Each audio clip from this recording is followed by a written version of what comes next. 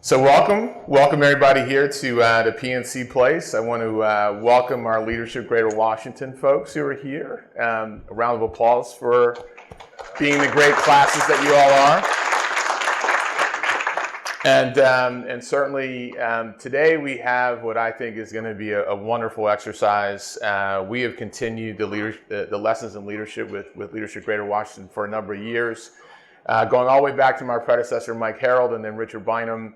And now to me, I think I picked up the mantle and done a pretty good job. And today, we have a real treat.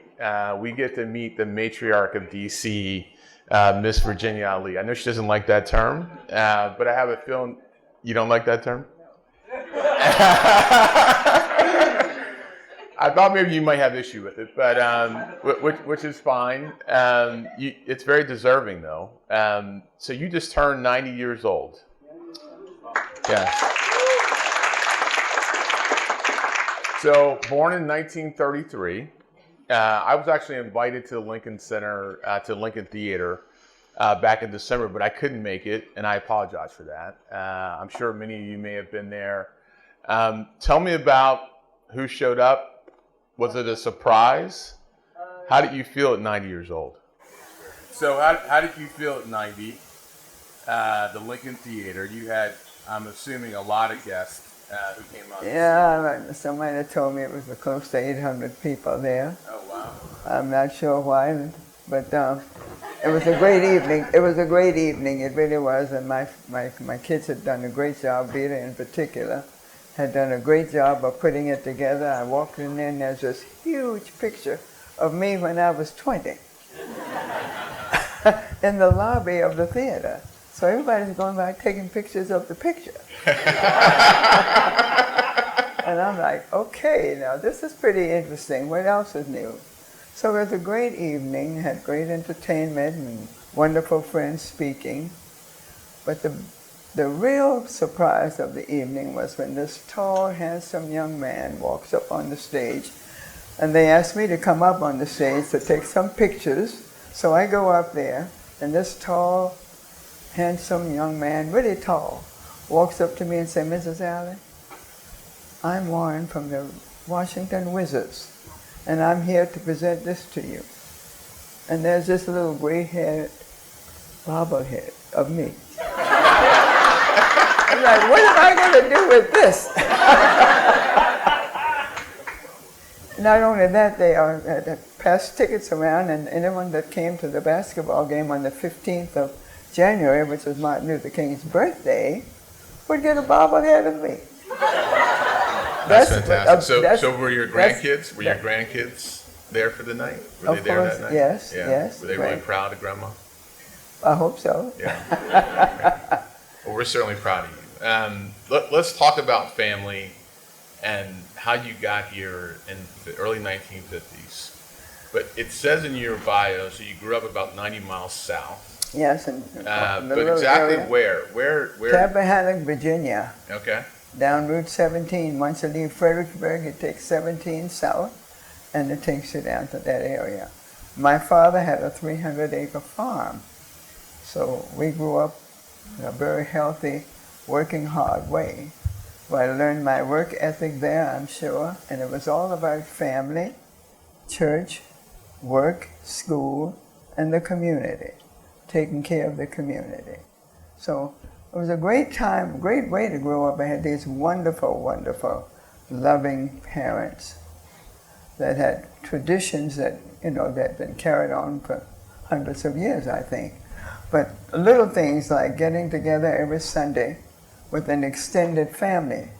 So we would take turns. It would be at our home one Sunday, then it would be at Grandma's home, then it would be at Aunt Sawyer and the uncle's home.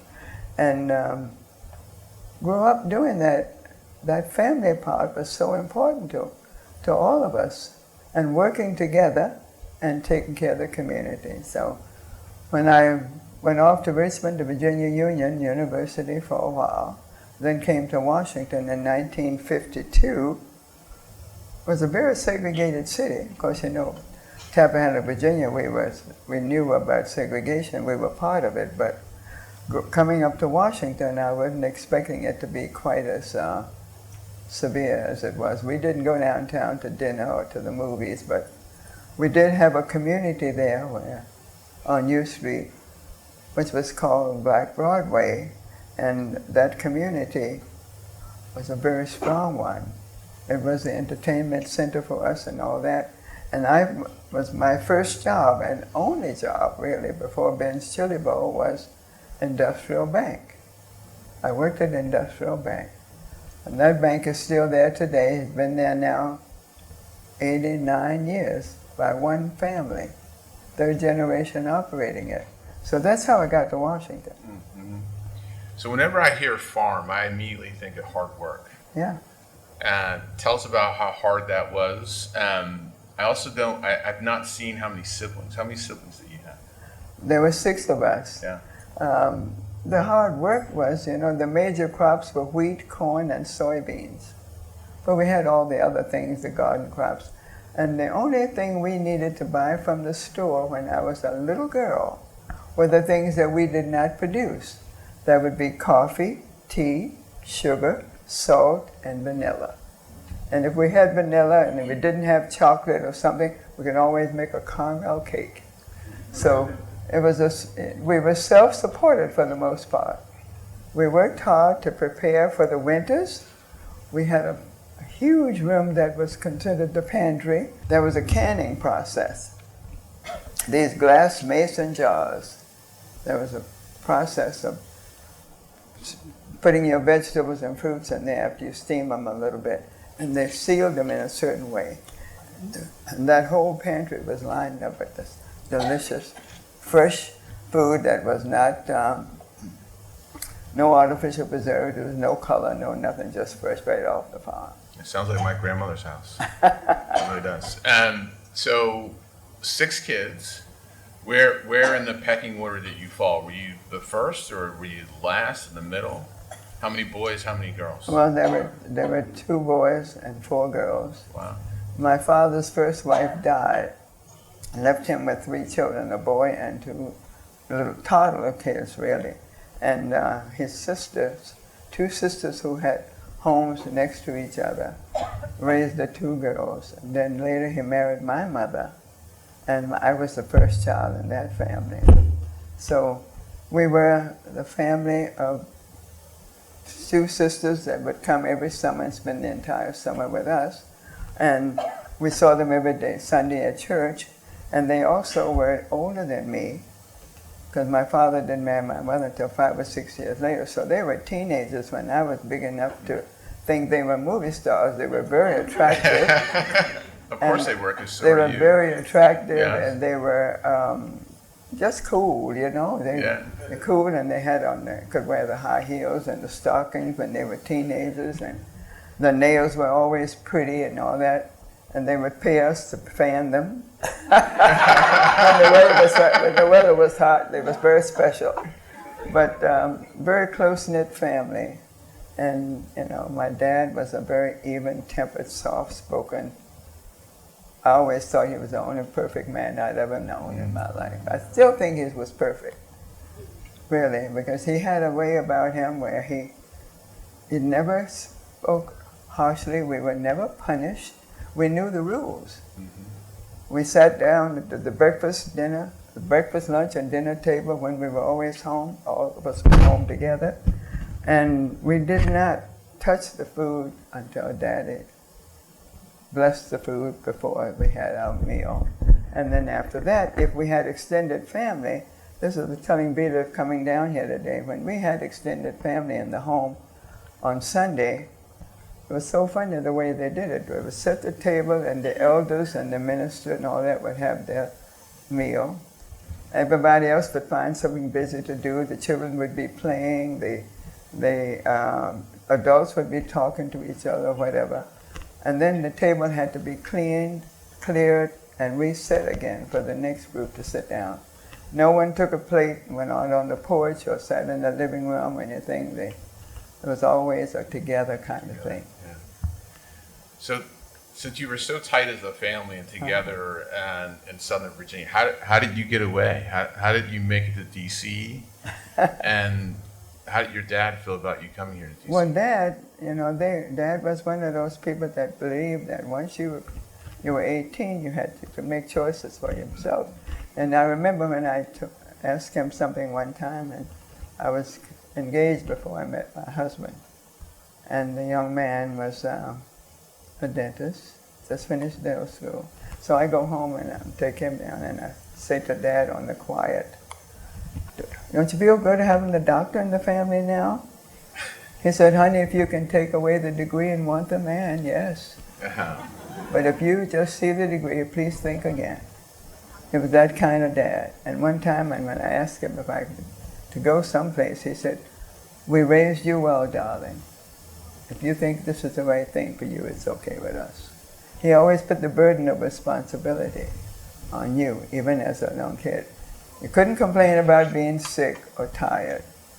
That wasn't a part of the agenda at all. That must be a Southern trait. My dad, I remember when I turned 18, he didn't quite mean this way, but he was kind of directionally telling me something. He goes, "So today, son, you wake up on me. Tonight, you go to sleep on your own." At 18 years old. And he didn't quite mean it that way, but I think the point is that he had prepared me to get to where I am. Yeah. And we're always here as your family. But at some point in time, you have to step out on your own. Yeah, people say you talk about your father all the time, but my mother was a doll. She was a very nurturing person. And the thing is, I don't ever recall having heard my parents speak harshly to each other. So that was an amazing way to grow up back then. My sister and I talk about that all the time. How wonderful it was for us to grow up in a home like that. So you come here to DC, Yeah. and you meet Ben. Yeah. How did you meet Ben? I was working at Industrial Bank, and Ben comes into the chili bowl one day, and I served him. He came back the next day, I served him again. And on the third day, he left a little note that said, "Please call me." Well, ladies didn't do that back then, 1947. So I thought he was really cute, but I was not going to call him. Absolutely not, right? So I didn't call. The bank closed at 2 o'clock, and shortly after 2 o'clock, the phone rings in the bank, and someone yells, "Virginia, telephone." So I go back to the phone, and I say, "Hello." He goes, "This is Ben Alley. Why didn't you call me?" I said, "I don't know you, sir." He said, "What would you like to know?" And before I could respond to that, he went to rattle off his life to me. I came from Trinidad. He said, "I came from Trinidad. I matriculated first at the University of Nebraska in Lincoln. And then I came to Washington to go to dental school at Howard University." I'm like, "Wait, you went to Howard Dental School?" He said, "Yes, I didn't finish. I had a bad accident and I couldn't complete the program. But I was there for a little over a year."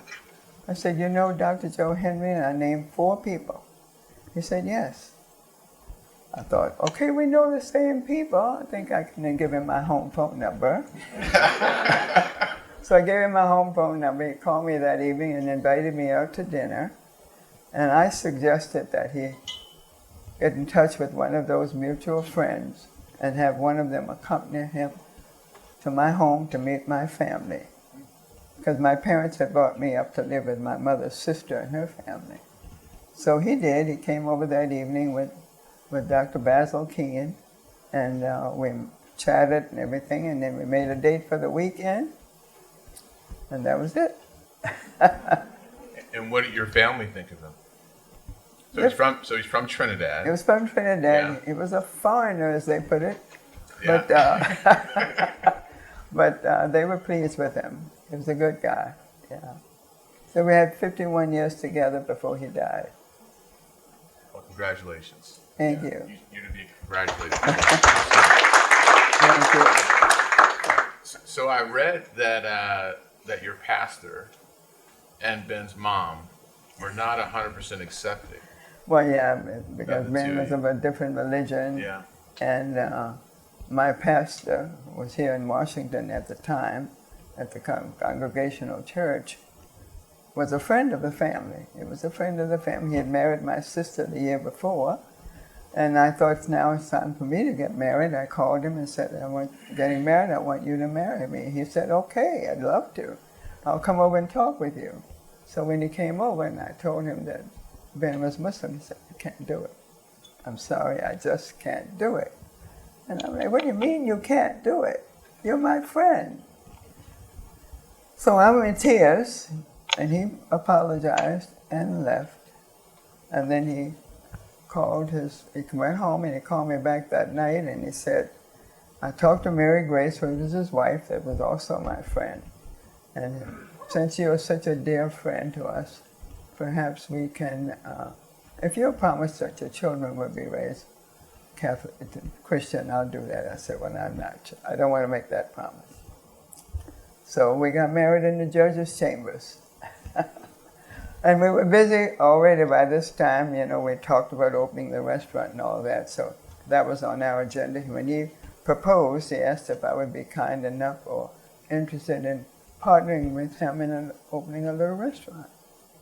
And I learned when I worked at the bank how much I enjoyed interacting with different people all day long. It was just fun for me. So I thought, a restaurant, I don't know a great deal about a restaurant. But the people, there would be more people for me to interact every day. Yes, I'll be happy to marry you and we'll open a restaurant. And we did. We opened Ben's Chili Bowl. So 1958. 1958. Your first store on U Street. Uh-huh. And this was an idea that you had before you got married? You and Ben had talked about opening up Ben's Chili Bowl. Like, what was it about? Was it the half smokes? Was it the chili? First of all, we had to find the location, the ideal location. And back in those days, that U Street was known as Black Broadway, because we had 3 theaters, one next door to this building we are in now, one in the following block, and one in the next block. There were 3 theaters in 3 blocks. And we thought, you know, if we can find a place anywhere near here, it would be great. We were fortunate enough to find 1213 U Street, and it was available, and we were able to rent it. So we found the architect, the contractor, the plumber, the electrician, the cabinet maker, all local people, African-American people, owned businesses within 2 or 3 blocks that served us for their entire career until all of them until they retired or gave up the business, which was so easy. You get to know these people. You could call the plumber at 3 o'clock in the morning. He'd get out of bed and come, 2 blocks. He'd get out of bed and come and serve you. So it was a great experience of getting it open. So tell us, what did DC feel like back then? 1958, you're starting your first store. I mean, you're an entrepreneur, newly married. What did the city feel like during that time? It was a beautiful, beautiful city. Little by that time, we're opening up where we could go to all these other places. I got to tell you that during my time at the Chili Bowl, I got to sit with Dr. Martin Luther King on several occasions in 1963, because we were there during the Civil Rights Movement. And in 1963, when Dr. King told us to would come and sit and have his chili cheeseburger, and I'd sit with him on occasion, and he told me one story that I thought was interesting. He said he had a meeting with President Kennedy, and he told President Kennedy that he was going to bring a large number of people here to protest the injustices of black people. And he said, President Kennedy said, we want to help you with that, but I don't think it's a good idea to bring a large group of people here, because if there's an incident, it will set your movement back. Dr. King said there won't be an incident. Well, he brought 250,000 people here. Oh, gosh, yes. The 28th day of August in 1963. Not one incident. So you were there for the I Have a Dream speech? Oh yes. Yeah. Oh, yes. We were there, Ben and I were there. And it was an absolutely inspiring day. We knew that change was going to come. And the very next year, we passed the Civil Rights Bill, 1964. So now we're free to go anywhere. So much hope and so much positivity going on during that time. Yeah. All that changed with the assassination of Dr. King. Yeah, 1968. 1968, you know. We had this, somebody run into the door that evening and said, Dr. King has been shot. We don't believe that. There's no way. Our beloved nonviolent leader, no, he wouldn't be taken away from us violently like that, no. And then someone else comes in, and finally somebody comes up with a transistor radio, and Dr. King has not only been shot, he's just passed on. Well, the place was just full of tears. Everybody came in sobbing openly, very, very sad, crying, crying, crying. But then I think frustration set in, and then anger, and then uprising began that lasted for 3-4 nights. 3 or 4 nights. We were the only place, the Ben's Chili Bowl was the only place that was asked to remain open during those 3 nights of curfew. It was scary, but we did it because our regular hours were from 11 in the morning until 3 a.m. So we were the one that was able to remain open, to be there to support the city officials, the police department, the first responders, fire, anybody, even activists were coming in during that time. So it was a scary time, and it was a very sad time to see our beautiful neighborhood literally destroyed. So tell us about how that changed the complexion of the city. Well, the thing was that once that was, the National Guard had to come in. It was just a very, very, very bad and scary time. I know what it feels like to have tear gas in your eyes. Mm-hmm. I went outside one day and it was scary. But after it was all over and the National Guard had gone home, we noticed the businesses were not reopening. Those that some of them burned down, some of them were just totally ruined. And oh my goodness, it's so scary. And then finally, the middle class began to move away. And now we're integrated anyway, so they could go buy a home up in Upper Northwest or wherever. And our neighborhood took a downturn, and actually heroin moved in, and then crack cocaine moved in. And we became a ghetto for a very long time. A very long time. That was 1968. In 1988, the city finally decided to go on and build that subway that they'd promised us years earlier. In 1988, when they did the survey in our immediate community, they found only 3 businesses had survived. Lee's Flower Shop, Industrial Bank, and Ben's Chili Bowl. Not enough to support 1 lane of traffic out there on that busy street. They dug up the entire street 65 feet down and put this big old, I call it a chicken wire, all the way up to keep it from falling in. So not only did you survive, but 65 years of never having any crime, never having anyone come and rob the store. No one looted the store during the riots. No. Why? We had been there 10 years in 1968. We came in 58. Mm-hmm. And we knew when we got there that we wanted to be part of the community. I grew up being part of a community. So in Washington, when we came here and opened the Chili Bowl, I meet the people, being very friendly with the people, enjoying the people. I really, really am energized by people. So for me, it doesn't matter where you come from. And you said you were afraid to have this conversation with all these people today, and now look at you. I can't get you to stop talking. Yeah, it's fantastic. I really. And you're speeding through all my questions, actually. I love people. I'm having to slow you down a little bit. All right. I do love people. I really do love people. And when we were there, we made friends with that community. We let them know we were there to help and to serve. If there was anything we could do for anybody in the community, they soon learned that that's who we were. When the riots happened, my neighborhood, and especially the youngsters, were out there. It was almost like their home away from home, the community. So nobody bothered by Chili Bowl. And when you treat people the way you want to be treated, no matter where they come from, when you treat people the way you want to be treated, you really don't have a problem. So we oftentimes forget how much transportation and so when Metro comes in, like we have the blue and the purple line that are going to be extended. I can't remember which line touched on. Green line. It was the green line that touched on Yeah. your street. And talk to us a little bit more about how disruptive that was, how you survived, and I would imagine that once you got to the other end of the transportation change, it actually helped your business prosper. Of course it did, yeah.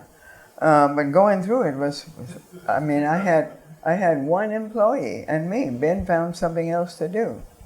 I had one employee and me, and we had to go home in the sunset because there was no electricity for a long time. While they dug down there, and they built a wooden street kind of on top of it while they did the intricate work underneath.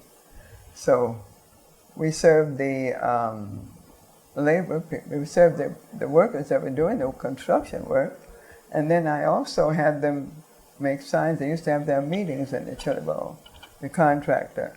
So he'd come in and I said, I need a sign that can tell people how to get here.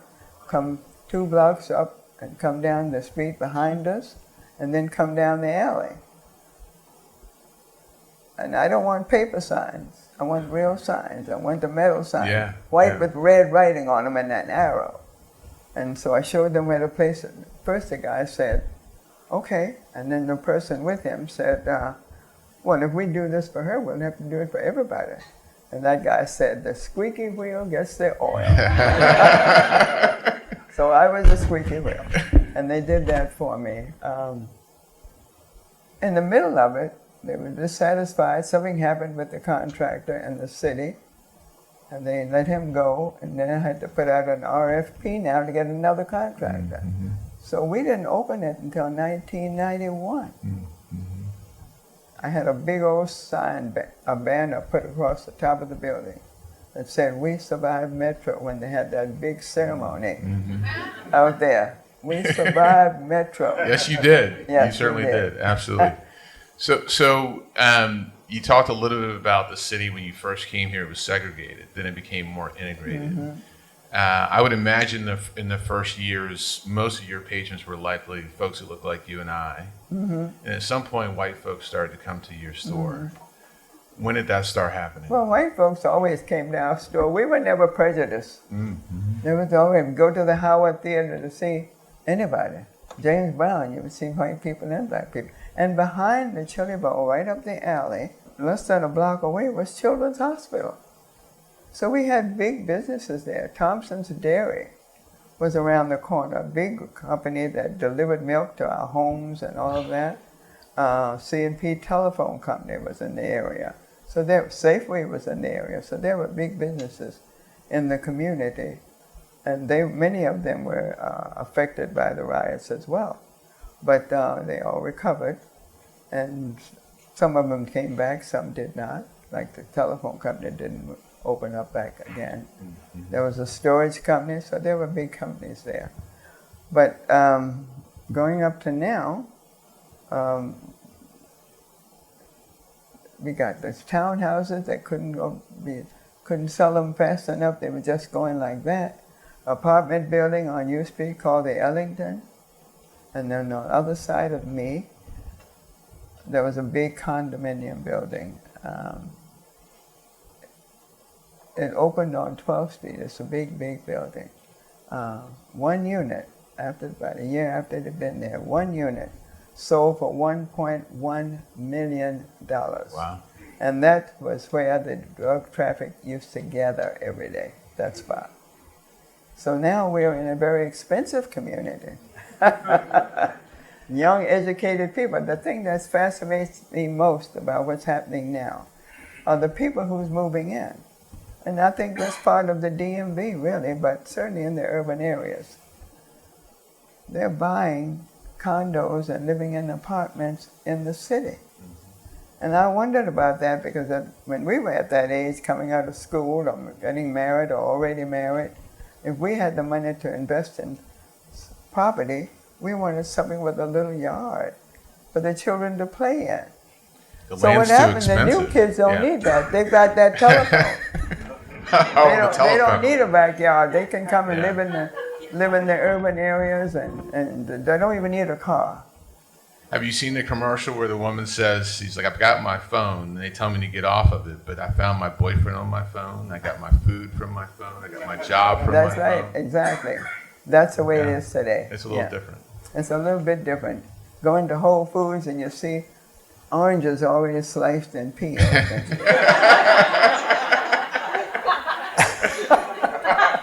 Really? All right, so I'm gonna fast forward us because we clearly are in today's present time, but a lot happened before we got to where we are now. So Ben passed in 2009. Yeah, You have 3 boys. yeah. When were they born? One was born in 1960. We got married in 58. One born in 60. One born in 62. And the last one was born in 50. No, the last one was born in 1970. We sent them off to big schools. The youngest one is a lawyer, but they all work for Ben's Chili Bowl. Yep, they all work for Ben's Chili Bowl, and they're the ones that opened up the newer Chili Bowls. I think we have one at Reagan Airport, one at Nationals Baseball Stadium, one at the Convention Center, and one at 10th and 8th Street, Northeast Washington. And I also have 3 daughters-in-law, 2 of whom work for Ben's Chili Bowl. There's Beta over there. Beta is our marketing person, our branding person, our everything person. Yep. So still all in the family. Still all in the family. It's all in the entire family. Yeah. Yeah. So COVID hits. Yeah. So 2020, COVID hits. I would imagine almost a little bit like 1968, where not quite that momentous in terms of what happened with George Floyd, but one in terms of the impact that it had to your stores. How did you survive during that time when COVID hit, and where are you now? Well, you know, the fortunate thing was that we owned our property, as did the bank and the flower shop. So we did own our property, and we'd been there long enough to pay for it. Mm-hmm. So when COVID hit and we had to shut down, I think eventually we decreased our hours. I think the mayor did a good job of keeping it clean and keeping our people safe. So we have opened from 11, we used to open at 7 a.m. and close at 2 or 3 a.m. We were now opening at 11 o'clock and closing at 3, and then 4, and then 5, and then 6 o'clock over a period of time. And then when we finally were able to, what we were able to do was to let people go online and place their order. We did curb service, we did e-commerce, we did everything we could to supplement enough for us to hang in there. And the community responded very nicely. We had a reporter to come in one day and ask me how I was doing, and I said, we're struggling. And he interpreted that and wrote that Ben's Chili Bowl is on the brink. Okay, so now I start getting these cute, little, beautiful letters, and the very first one was from out of town. She said, I love Ben's Chili Bowl, and I don't have much money, but please accept my $25 money order. And then there would be the $50 and the $100 and the $200 and the $500 checks coming from all over the country. I went to school in Washington. I love Ben's. I want to help. And then there were people that said, I want to feed the activists that are coming to do something next month, so I need to buy. What we did with that money was pack box lunches. And first we served Howard University Hospital that was treating our COVID patients. And then the hospital center, we did a part of that, and the police department, the various organizations that teach us to help, but we were able to hang in there because we got that kind of support. There's a lot of worry here in the city, around safety and security. There was just a bill that was passed, I believe, yesterday, which I'm really pleased to see happen. When you stepped into this space today, the first thing you asked me, what's the capacity of your building? How many floors do you have? And I said 3, and you kind of smiled from ear to ear, because we are occupying space here in the city, which I think is great.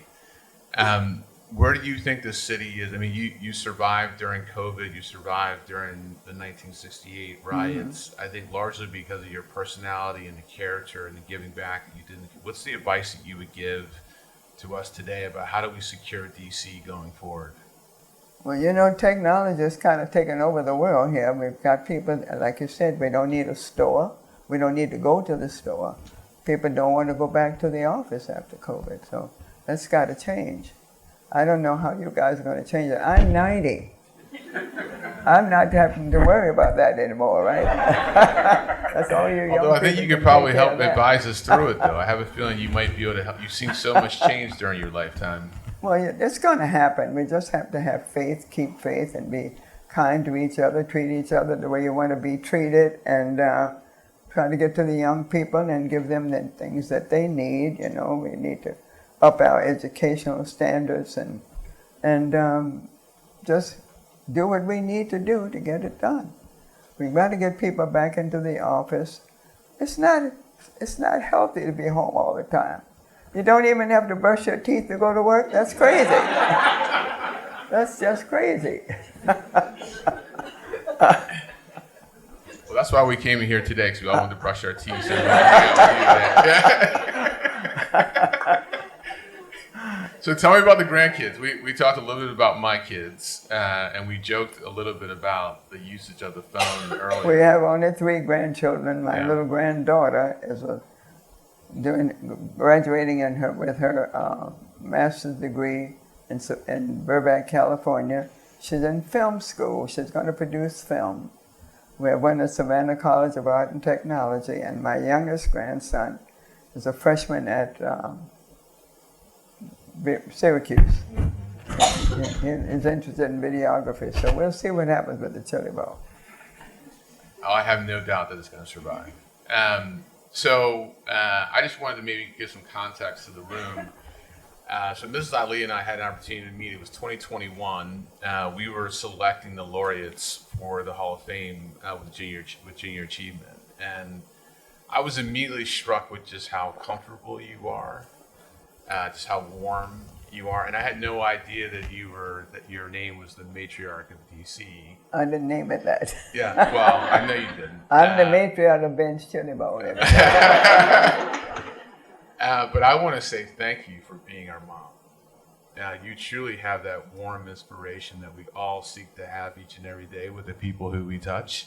And I'm not sure there's a person in this room who you haven't touched. So thank you for continuing to be the person that you are. Thank you. So welcome. So welcome. Thank you. And because you expected my questions, I'm going to turn to the crowd. I'm sure there are questions that we have here from the room. We have at least another 15 minutes or so to ask Mrs. Ali any questions that you might have. She's clearly full of energy, and we could all use that continuing inspiration. Can you hear me okay? Hi, Virginia. Good to see you. I wanted to see if you could comment on your employees. I mean, there's a lot of people when you go in there, they've been there for seemingly decades, but you've kind of had decades of bringing people in and giving them opportunity. So maybe you could just speak about that and how you've seen that affect them. Well, we've had so many young people. We've hired so many people over the years, and initially they were students. Many of them were students. They always had a little shift manager for each shift. But most of the kids in the beginning were students, high school and college students. And I remember how we used to always want to see the college kids or any student's schedule. Because we're not going to let them work at night if they've got an 8 o'clock class. We're not going to let them work until 2 o'clock in the morning. So we would look at their schedule. They would have to bring, each semester they'd have to bring their school schedule to us so that we could see what their classes look like and what time. And then we would give them hours that could accommodate them. And explain to them the importance of your education. That's number one. And so we want to make sure that you're able to be rested and ready to hit the classroom at 8 o'clock in the morning. And then later on, there was always a shift manager that stayed and stayed and stayed with us. I just had to bury one of my team members that I loved dearly. She became my daughter because she worked for me for 45 years. She was a young lady when she started, and she had a work ethic that was out of this world. The little girl was from the inner city, and such an asset to me because I didn't know anything about the inner city. She did. She had eyes all around her head, I said.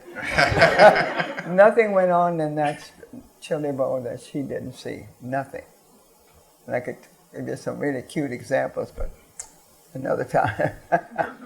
And the three boys and their families, their extended families, not just the three boys, but their wives as well. Talk a little bit about what do they do on behalf of Ben's Chili Bowl today.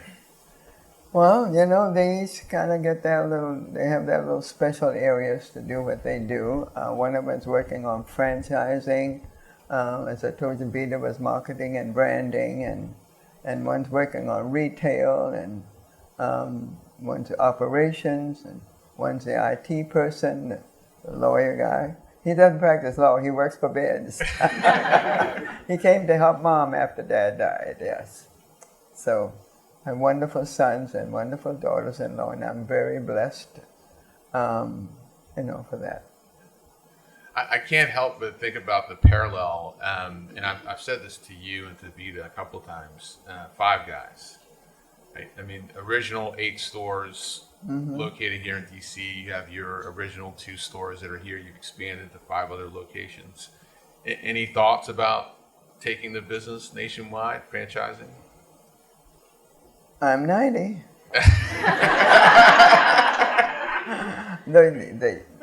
That's a bigger question. They're talking about that, but that's a bigger question, yeah. I think they're planning to do that. Okay. Yeah. I can see you as a national franchise. Absolutely. I just want it to be a community-based place. Wherever they go, make it part of your community. Absolutely. Yeah. Thank you, Mrs. Ali. Thank you for being here today. I'm wondering if you would share a crisis situation that you and Mr. Ali had to navigate together, and tell us what you kind of brought to the table and what he brought to the table and what your styles were working through crises together. Not sure I got that clearly. So the question is, in running the business, or I would say maybe even on the personal front, any type of crisis situation that you had to deal with, what was the character that you brought to handling that crisis, and what did Ben bring to it as well? Well, Ben was a very matter-of-fact person, and Ben would make decisions like that. I usually have to think about it a little bit. I was an even-tempered, quiet, calm one, never got excited about anything, just let it be. My father used to say, just let it be, things will be okay. And I had that kind of personality. What is a crisis? You know what I mean? We had the crisis when it's just how Perspective, yeah. Yeah, it's your own perspective. It's how you view it, you know. My son said to me one day when I went into the bathroom and was all messed up years and years ago, and I just cleaned it up. And he said, Mom, why would you do that? The janitor's will be here in a little while. It needed to be done. He said, but Mom, I said, there's nothing negative about that. He said, but there is. You don't recognize something negative when you see it, Mom. That's your problem. He said, I can name 10 negative things that you should be negative about. But it's all in how you handle it. And we've had issues, but nothing that other people don't have. It can't be fixed. They can't be fixed. You just work on fixing it. We come in there one day when the employees were upset about something and they were on strike. I called Ben because I was at the day shift. He took it and I called Ben. He said, I'll be right there. Just tell them that's okay. Go home. We'll close the door. We're not going to go along with what we think is not a justified thing that they wanted to do, you know. So he came on down, and of course back in those days we had it easier than today. The government had employment offices. So if you needed a job, you could go down the street to a little place there, and they would recommend you to various places. So we could go down there and call, or we could call them and say, we need 3 counter people to work the counter as soon as you can get them. And before the day was over, we had them. But, you know, crisis, it's just things that happen. Things happen all the time. And I was the calm one. Ben would get excited and react. We all need a really calm, steady woman beside us. That's a great, My dad, that was my dad. That was your dad? Yeah. Well, now we just go on this phone and we get a job, right? We just point Yeah, and click. anything you want on that phone. You don't. You get sick, give them your symptoms. They'll tell you what to do. I'm Azali. I'm a fellow Washingtonian, so it's an honor to be in the same room as you. And I'm curious to see what the influences were to your creation of the half smoke and the chili recipe, because I remember watching on Travel Channel as a kid that there was a Greek influence to the chili recipe. You can correct me if I'm wrong, but I'm curious to see what made the recipes for your Greek food. Besides the chili Ben recipe. came from Trinidad, and Ben knew about spices. You know, he was of Indian heritage, but he worked his way through college by working in restaurants, and so he picked up a few tips here and there, and then we were able to. It was his recipe. He came to me with this recipe. I kind of doctored it up a little bit, but it was Ben's recipe. It really was Ben's recipe. Yeah, I don't know anything about the spices. I mean, the pepper and the spices that we use. As I said, Ben came from Trinidad, and I grew up in Virginia, where the hottest thing we ate was black pepper. Really. How's the chili doing in the grocery stores? Doing just fine at Giant grocery stores. Giant grocery stores. It's doing very well. So go out and get your chili from Giant grocery stores And your half smokes. and your half smokes. Yeah. My name's Tyrell Schoolfit. I'm really interested in understanding how it's pretty impressive that you've had the family dynamic through decades. As I work on like generational wealth and legacy, I really want to focus on pulling those kids into really staying part of the family business. How was that, like, challenges for you or opportunities for them? Well, we certainly had them involved in the business very early on. And my husband was pretty good with finance. And then you named them all Ben. Their We middle named them name, all yeah. Ben in case they wanted Just in to case one of them might, yeah. and we got all 3 of them. But, you know, we talked about savings, and we had an IRA for them by the time, you know, the custodian IRA for them from very young, and did things that showed them the importance of holding on to your money as best you can, investing as best you can. And it just kind of came naturally for them to. Well, I was surprised that they really wanted to work as hard as it requires to run a chili bowl. And certainly it's a commitment, you know. It's like having it's your own child. Nobody loves it as much as you do. And then you've got to commit to being a part. It's hard work, but you really got to be committed to it. And you got to enjoy it, you know. It's not the kind of business that you need to be in if you don't enjoy people. So they all grew up enjoying people and came on to us, and they're carrying it on. And they were enjoying doing that, I think. We taught them early on the importance, as I said, of savings, and had them with their own little bank accounts very early on to teach them that you can spend this much, but you put a little bit over there.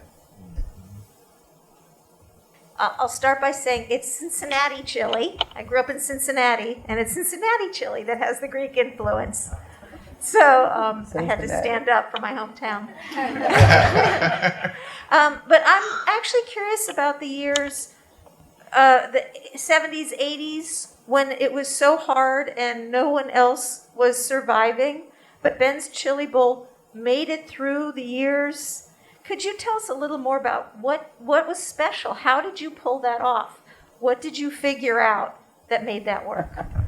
Hard work. We all were willing to work. I mean, even during COVID, our kids, the boys and their wives worked. So if the employees were, one team member's child, or many of them have young children, or they live with a grandparent or something, they were afraid to come in.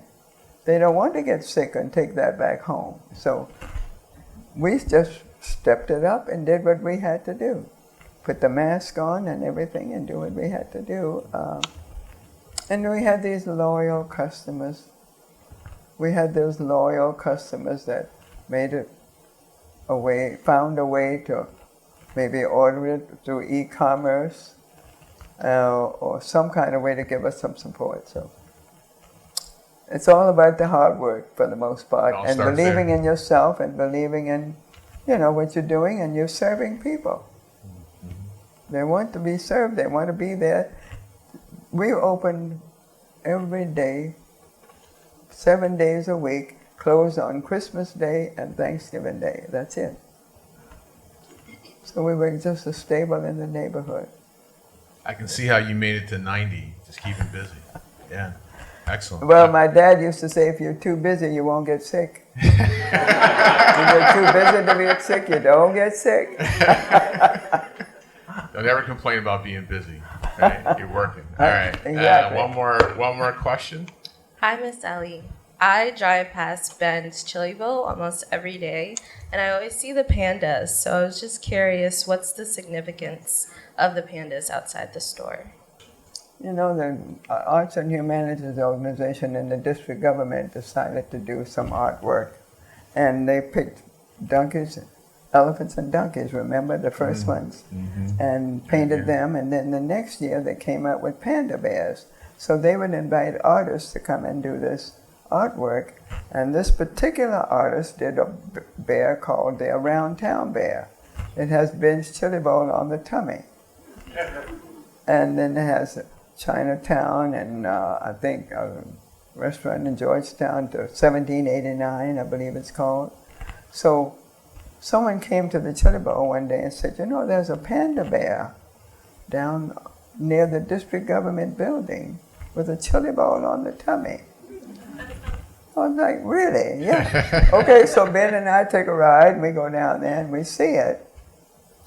And then came back, and I called the government down there. I called down there and asked them about it, and they said, well, they're on display now, but they're at the end of the summer, there will be a gala, a black tie gala, to sell them off. We're going to sell them at the gala and raise money for next year's project. So my other daughter-in-law, Sonia, and I went to this event. And we saw that bear again, and we bid on it. We met the artist, and I told the artist, I would love to have that in front of my chili bowl. She said, would you? I'd love to have it out there. She said, I'm going to tell my friends not to bid against you. So we bought the bear. And now it's got to be, and the artist comes by every few years, and we pick it up and carry it someplace. I've got to get a big old thing to lift. It's very heavy. And she would touch it up again for us and make it like new. So it's been, story. Yeah, great photo ops for kids. Absolutely. Uh-huh. Well, at 90 years old, I can only hope to have the same level of energy and inspiration and recall that you did for today's conversation. I want to thank you for being here today on the heels of Black History Month, and also we're celebrating Women's History Month this month. We could not have had a better person to stand in that spot. So you're thank you so very much. kind. Thank you so much for having me. Thank you.